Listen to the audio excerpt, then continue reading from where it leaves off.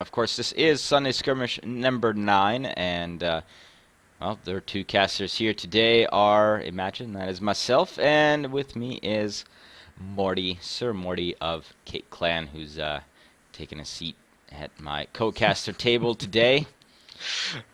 And we are going to get started on Duel at Dawn fairly soon. Looks like the Mobula is going to come out for Scrimscraw. Yeah.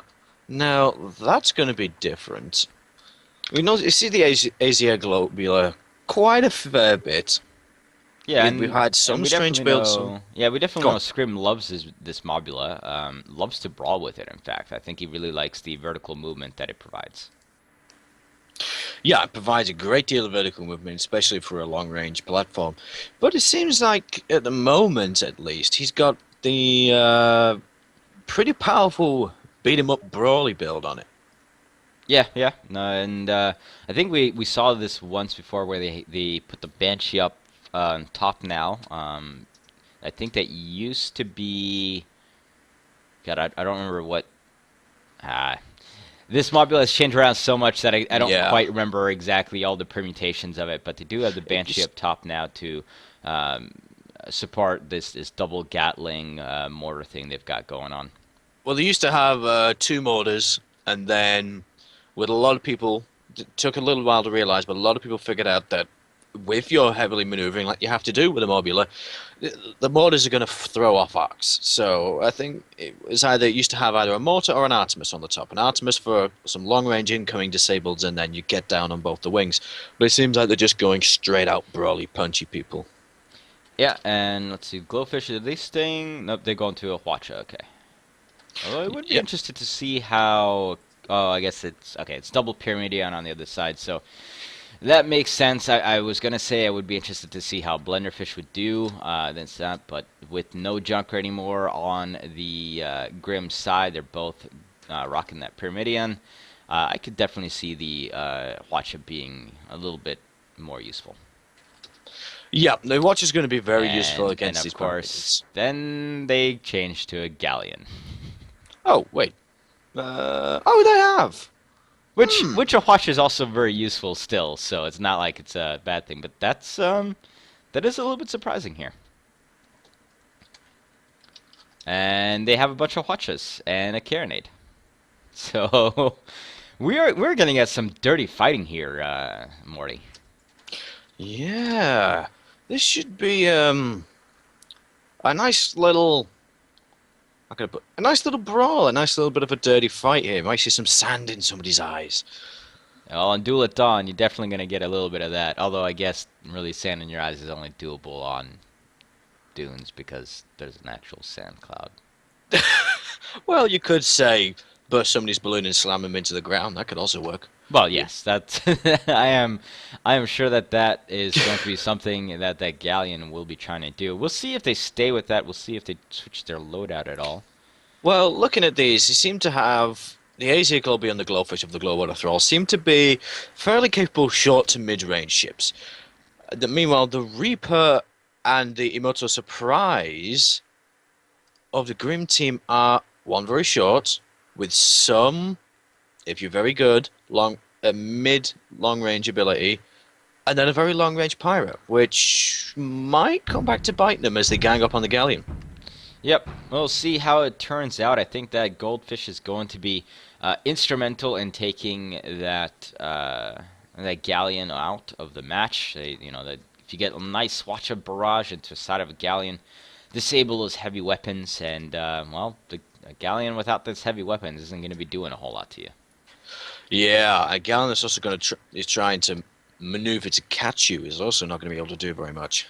Quite so, quite so. All right, so let's get this party started on the Grim Reaper side. We've got Hunter captaining the Emoto Surprise. It's got, let's see, Hwacha, Carronade with a Gatling supporting on the top, Flamethrower in the back, and double Hwacha on the other side. And on the Reaper ship, we've got Grimmick piloting that's the Reaper.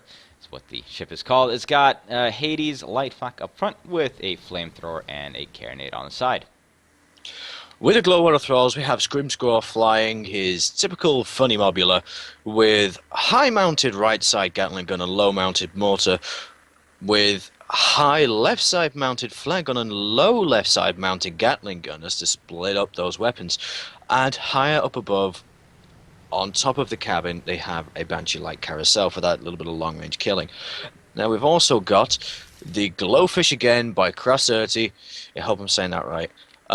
Kept his standard build as before. Flare gun left side, Hawacha front, and Carronade right side. Hawacha probably taken to disable as many of these Pyramids as possible. Well, Pyramidion and Galleon, it's going to be a very useful ship here. They are moving into the side here, and Grim's actually kind of not looking the right way, and the Glowfish is going to come right on in here. We'll see who gets the first nice watch a barrage out first. It looks like it is going to be coming from Grim, but they don't have, did they not have heavy clip loaded? Oh, that is a that surprise. was a bit of a bad shot. That was a bad shot, unfortunately. It might have just been a case of, well, I haven't got it loaded yet, I might as well just fire. Yeah, and well, I mean, they had enough time to do so, so I would have hoped that they would have had heavy in there. They could have taken that. Watch out. But on the other hand, you know, the Glowfish did manage to back out rather quickly, so even if they had gotten that knocked out, you know, they could have repaired it fairly quickly. Now, the ASR Globule has come on in here and is slapping the Reaper around, and with that double Gatling already... and the Reaper takes a bounce against the rib. And so does the Mobula. Oh, but the Mobula does lose his balloon. Now the Glowfish coming on in here and is just absolutely wailing on the Galleon over here. Oh, I thought the AZ Globule was going to get stuck. They did bounce, it did break their hull, but they're getting it back up. They're out of the fight for the moment, and they can come up behind the Reaper to do some damage. It seems like the Glowfish is doing a very good job suppressing these two ships for the moment, but they seem to be a bit close to the Reaper again. Maybe trying to get that quick killing before the Galleon gets back into arc as the AZ Globule comes up behind the Reaper. Yeah, and with the Globule coming on up and focusing that Gatling on, but just cannot take down the armor. Now going to go over and try to shoot down the Galleon as the Reaper is getting lit up by those flares. Yeah, probably just trying to get as many stacks of fire in that balloon to knock them down and knock them out so they can focus on somebody else for a moment. Oh, and that Galleon gets all of his side stuff disabled. Aether Globule now dropping down, turning that double Gatling onto the Surprise. And where are the mortars? The mortars are going up at the Reaper for some reason. And the Globule is actually getting really hurt now with that. Wow. There's the Galleon pushing the Reaper, the Globular up. And the Glowfish, in the meantime, has disabled everything on the Reaper. And this is really dirty fighting, Morty. This is just as dirty as it can get here. Yeah, this is getting a bit gruesome, especially with those flares. You don't normally see flares in a competitive game. It's like a, well, forget you, I'm going to kill your balloon with this then if I can, to spite you. But down they go! Yep, down goes the Pyramidion to the power of the Glowfish. It used that Watcha right at the right time. The Globula had knocked down the armor with the Gatling, and the Watcha finished it off. And now the Molten Surprise is kind of stuck in a hard place here. Yeah. Armor down. Here comes the mortar shots, and will they be able to take it down? Not quite. And Globula actually slaps against the ribs here, and the Reaper can turn around and get something done, but unfortunately all they have is the Hades light flak, so they're gonna need to, here comes the Reaper to back up. Glowfish disabling the Surprise still. It seems like the best line plans Globule actually gets stuck on the side of the ribs here once more, and the light flak will finish off the Mobula here for the Grim's first kill. It just seems like the best laid plans that they had just didn't, Glowwater Thralls just didn't go off at this moment. It seems like they're trying very, very hard, but just couldn't separate them enough to get a definitive kill on that Galleon. Yeah, it's a lot of disabling going on there, but just not able to finish him off. They did get at least one kill out of that, however, but now the Reaper is going to rebuild himself, you know, put out all the fires. Glowfish getting on out of there, does not want to be in here in a 2v1, even if the Galleon is quite hurt. Yeah, at the minute we seem to be taking a little bit of a moment while everyone's trying to regroup The Glowfish is just waiting for the Mobula to come and catch up. Let them... Maybe they're going to try and take some aggro and let the Mobula come in and sweep him from behind again. But it seems that Grim have got their act together and have closed ranks, trying to stop them from getting in behind them and disabling pretty much everything. Yes, now Glowfish is running forward here. The Reaper has actually got the Hades focused on him. A little bit of Watch of Fire exchanged. Looks like there was the Didn't do very much damage. Yeah, the Carronade on the Immortal Surprise got taken out, but everything else is fine. Reaper getting double gatted here by the Globula. Ooh. Can the Reaper stay alive here as it is getting now Banshee'd? And down he goes for the power of the Banshee. Well, I think that saved the Glowfish. The Mobula was trying to... the Paramagian was trying to focus on the Glowfish, and then the Mobula just came flying in at exactly the right time. I think that probably was pretty well planned. Oh, and a full Watcher Barrage going to the side of the Surprise. They did try to get a shot off on the Globule like that, but I think that was the wrong choice. I think they needed to shoot at the Glowfish instead of the Mobula in this case. Watch on the side of a Mobula like that isn't going to be as effective, and if you can take out the Glowfish's Watch, it's going to be quite good for you. Yeah, it seems like the Asia Glowbug is trying to get some damage on the Immortal Surprise, but we'll probably see them down he goes. Oh! That worked better than I even thought it would have. Yeah, but now the Glowfish is actually getting caught here by the Reaper, but to close in close enough to where the light flak is within arming time, and instead they just knock out almost every single component of the Reaper. I love it and hate it when that happens. I love doing it and hate being on the end of it. That just sucks. But we've had the Galleon spawn again behind the Glowfish and alongside the Asia Globula, so we should see some very unpleasant play coming in here. Yeah, and the problem is that the Glowfish actually backs up and catches them from behind. Now that loses all their engines, and the Reaper's actually getting really hurt here. The Globula.